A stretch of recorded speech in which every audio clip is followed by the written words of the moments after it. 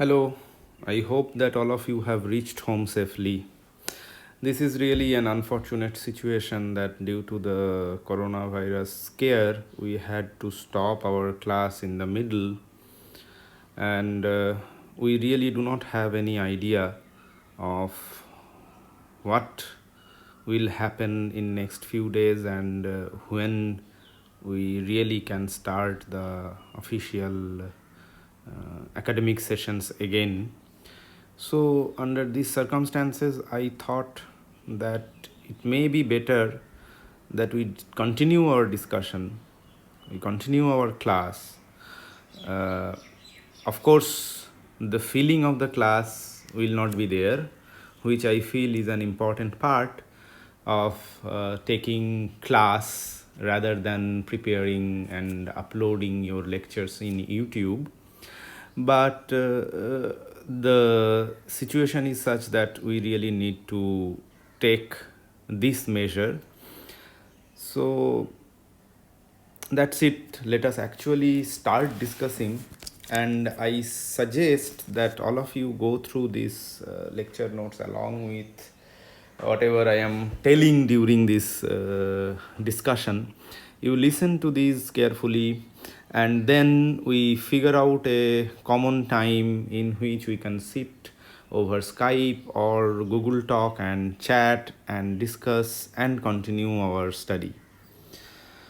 Okay, so let us start from where we stopped in the last class. And if you remember, we actually started discussing Bianchi identities, and we said that from these identities we will be able to figure out the form of the Einstein tensor. So again, let me recap a little bit. If you remember that it was a differential identity and is one of the very important properties of the Riemann-Christoffel curvature tensor.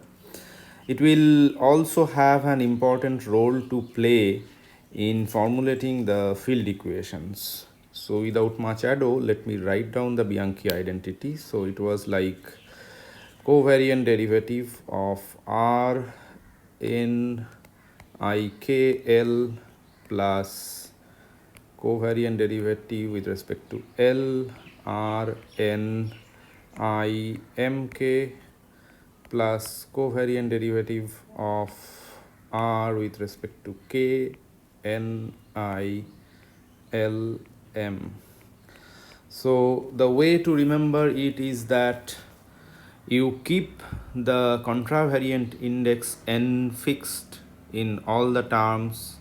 You keep the first covariant index of R fixed in all the term, and then you cyclically change the indices on the covariant derivative operator with the second and third covariant indices of the Riemann-Christoffel curvature tensor.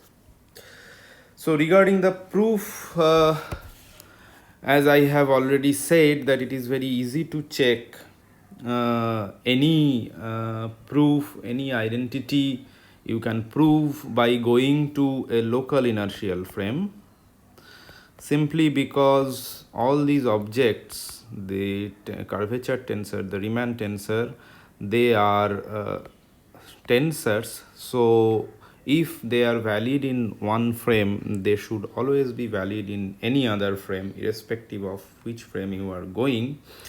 So here also again we go to the local inertial frame, and one of the important things, one of the simplification that you get by going to the local inertial frame is that you can actually remove few terms from this Riemann tensor. For example, you remember that Riemann tensor actually is a tensor which contains the derivative of the Christoffel symbols and the product of the Christoffel symbols. Okay, so this means when we will take the covariant derivative of R, of course I am not writing using all the indices. As you can see, what I am doing is that I am just sketching the form of the Riemann tensor in terms of derivative of gamma, in terms of the product of the gamma. So when I take the covariant derivative of the Riemann tensor, it will give us something like 2 times the derivative of the Christoffel symbol, and then there will be terms like 2 gamma d gamma. But then this will again become 0. This will again become 0 simply because there is a factor of gamma sitting here, and in the local inertial frame, as we have already shown many times and claimed many times, that in the local inertial frame gammas are all 0. You can go to a point where gamma can be chosen to be 0 because gamma contains the derivative of the metric, and we have seen the first derivative of the metric can be put to be equal to 0 in a local inertial frame. Therefore, the only non-zero term that remains in the covariant derivative of R is basically the second derivative of gamma. So let us then write this as del m r n I k l, and this should therefore be the partial derivative simply because we have moved to a local inertial frame. This becomes the partial derivative because we move to local inertial frame, chosen local inertial frame. Then it is easy because I know in this expression only the derivative of gamma remains. So we will have del m acted upon del k gamma nil minus, let me erase this part, del L gamma nik. Therefore, let me clearly write this thing. Rnikl is equal to del m Rnikl is equal to del m del k gamma nil minus del m del L gamma nik. The second term is del L Rnimk, which is again the partial derivative del L Rnimk, which is del L del m gamma n ik minus del L del k gamma n im, and the third term here is del k r n I l m. This is equal to del k r n I l m, which is nothing but, again you expand this, del k del L gamma n im minus del k del m gamma n il. So now what you do is that you actually add these three terms, so we have del m Rnikl del L Rnimk del k Rnilm. Please check the indices and let me know if I am making any mistake by sending email or something, or call me. Okay, so Now you see that there is a term like del m del k gamma nil and del k del m gamma nil. So these two terms of course get cancelled. Then there is a term like del m del l gamma nik and then del l del m gamma nik. So this also goes, and similarly del l del k and del k del l, because all these are partial derivatives. You can safely uh, interchange the order of the partial derivatives, and that will prove your Bianchi identity. Now, the Bianchi identity is also important for determining the metric given the form of the curvature tensor. That is another very important aspect of Bianchi identity. Suppose I give you R, A, B, C, D. Okay, suppose this Riemann tensor is given to you. Suppose R, A, B, C, D is given to you. Okay, then, and it has symmetries of a curvature tensor, and there are 20 number of independent components of this tensor, and there are specified functions of coordinates. Now we need to determine whether this set is made of the components of the valid curvature tensor that arises from a metric. Is the question clear? The question is that suppose I give you R, A, B, C, D, and this is a tensor. It has symmetries exactly same as the symmetries of a curvature tensor, and it also has 20 number of independent components, and these are specified as functions of coordinates to you. The question is, we need to determine whether this set is made of the components of a valid curvature tensor that arises from a metric. So this therefore means that we have to solve 20 second order differential equations for the 10 metric functions GAB. Of course, such a system is over constrained. There will not be any consistent solution because you have 20 independent components of this tensor are ABCD, and 10 components for GAB. And what you are doing is that you are planning to solve these 20 second order differential equations for the 10 metric functions. Of course, the system is over constrained. There will not be any consistent solution for this. Now, one needs to satisfy some additional integrability condition for these equations, which should involve the third derivative of the metric tensor. It turns out that Bianchi identity is necessary and sufficient for a given tensor to be derivable as a curvature tensor of some metric. This is a slightly involved idea. Let us repeat once again.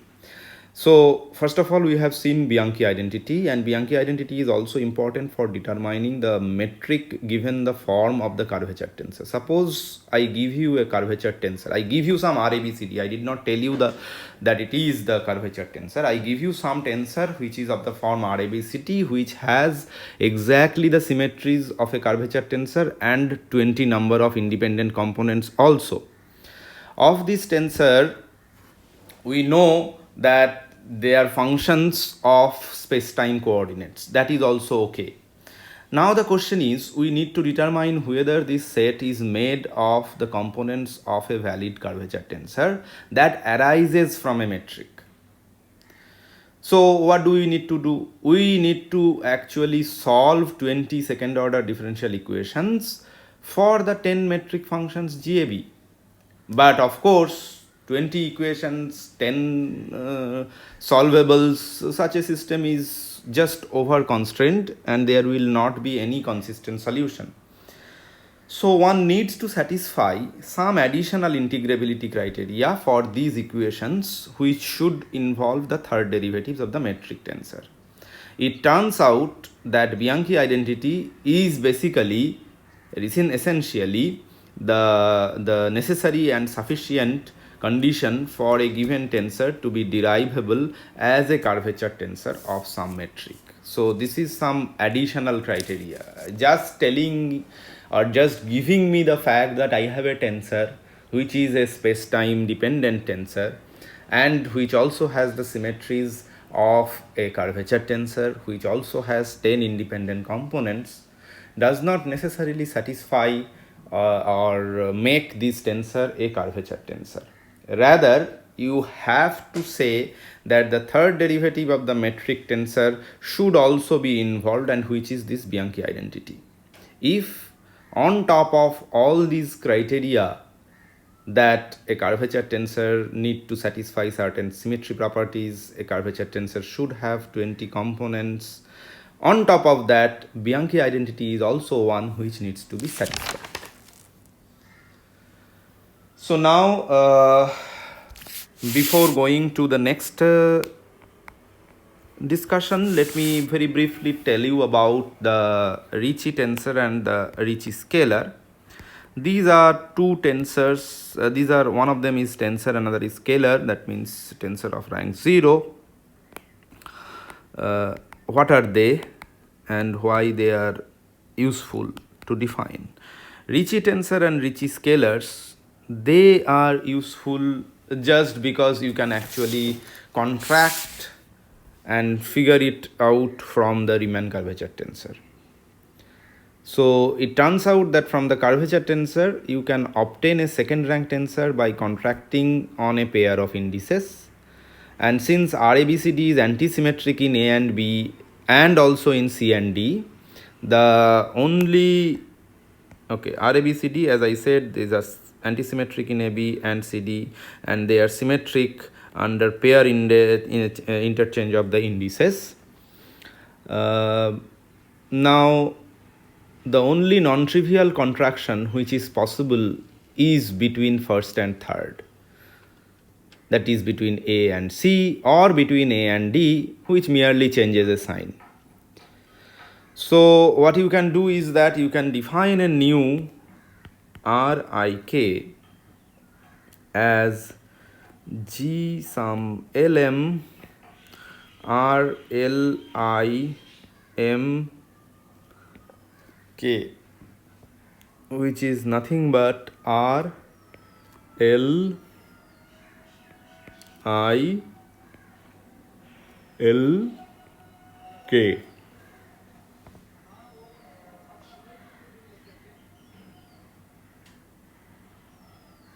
Sorry.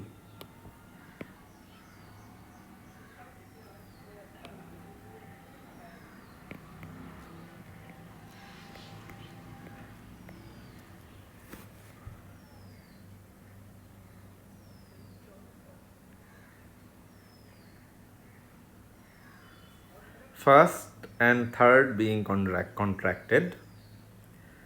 So this is nothing but RLILK, and if you explicitly write it, then it is del L gamma L IK minus del K gamma L IL plus gamma L IK gamma M LM minus gamma IL gamma MIL gamma LKM.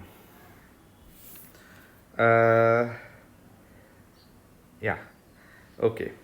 So this is called the Ricci tensor or Ricci tensor. And one of the properties of this thing is that this is symmetric in I and K, as you can check. And from this you can get a scalar by another contraction. From this you can define a scalar which is GIK RIK, which is nothing but Ricci scalar. Okay. Now let us take another look on the Bianchi identity. Bianchi identity we had written as del m r n I k l plus del l r n I m k plus del k r n I l m. Again, let me repeat.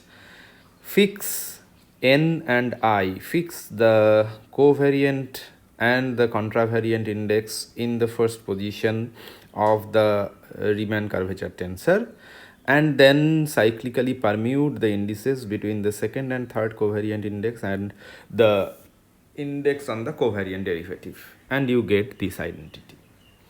Now what I do is that I want to raise this index I. So let us raise this index I.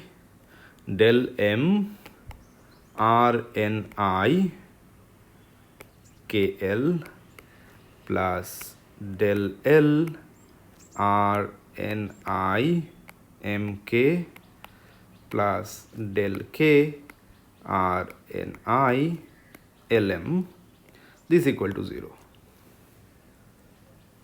This we can always do, raising and lowering of the indices in the Riemann or any type of tensors. So now what we want to do is that contract the first and third index, contract n and k in all the terms. So what will happen here? Del m, contracting means that I have to write down the same index ni nl plus del l r ni mn, k is being replaced by n plus del n r ni lm equal to 0. Now since we have contracted n and k, remember we have contracted n and k in the first term, so this is the first and third index, therefore this r ni nl is nothing but the Ricci tensor. This r ni nl is nothing but the Ricci tensor. Now what we do is that contract on m and I. Let us contract on m and I, and let us see what happens. So I and m are contracted. Del I r ni nl plus del l r ni in plus del n r ni li equal to 0. Now you see that this object is nothing but del I r I l, because n is contracted. This is nothing but the Ricci tensor as I have just defined previously, and then this I can write it as minus del l r ni where I have interchanged these two indices in the last pair. That means they are antisymmetric in I and n, so I have just interchanged them and had introduced a minus sign. And then there will be del n r, let us write it as in and il. It does not introduce any sign change simply because we just have interchanged the first two and interchange the last two, and 2 times minus sign will come and that will cancel. So therefore this gives us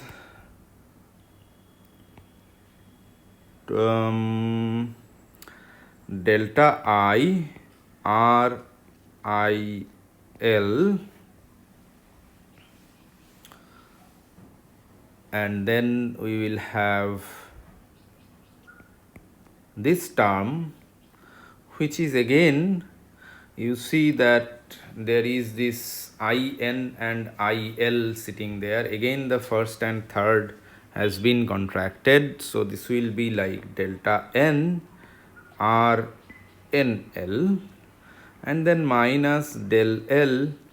What is rni rni? RNI meaning that AB and CD, the top two and the bottom two being contracted, therefore it is nothing but the Ricci scalar. So this is therefore del L of R, which is equal to 0. Now here n is summed over. To match with this first term, I can simply replace n by I and I will get 2 times del I R I L minus del L of R equal to 0. Or I can take these 2 out and get del I R I L minus half. Let us write it as delta I L covariant derivative I R equal to 0, and therefore I can take the whole covariant derivative out, R I L minus half delta I L R equal to 0. This is called the Einstein tensor.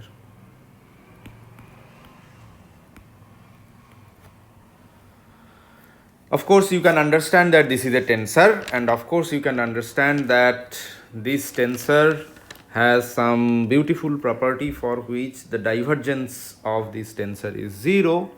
More precisely, we can denote this object by this notation, capital GIL is equal to, as I have seen, RIL minus half delta ILR.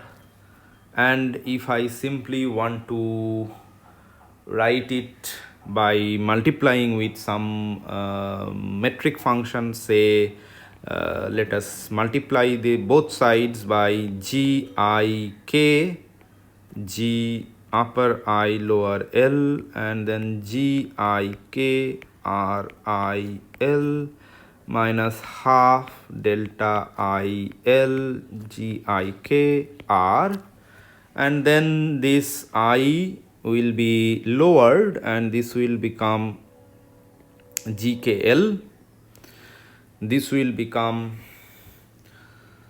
RKL minus half, this will again become, when IL and the Kronecker delta IL is there, this will again become GKL R.